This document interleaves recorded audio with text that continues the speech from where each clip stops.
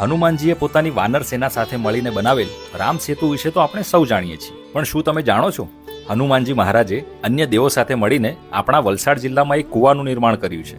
હું વાત કરી રહ્યો છું વલસાડ જિલ્લાના ઉમરગામ તાલુકામાં આવેલ કલગામ હનુમાન મંદિરની.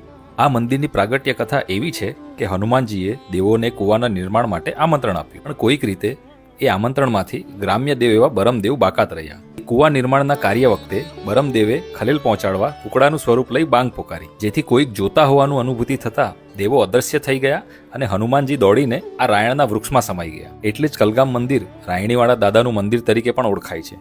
અને આ રાયણના બીજા વૃક્ષમાં ગ્રામ્ય દેવ એવા બરમદેવ બિરાજમાન છે, જેના આપણે હાલ દર્શન કરી રહ્યા છીએ.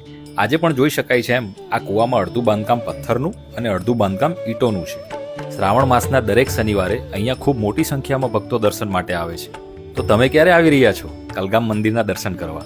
જો તમારી આસપાસ પણ કોઈ આવા ચમત્કારિક મંદિર હોય તો અમને ચોક્કસથી જણાવો અને કમેન્ટમાં જય બજરંગબલી લખવાનું ભૂલતા નહીં.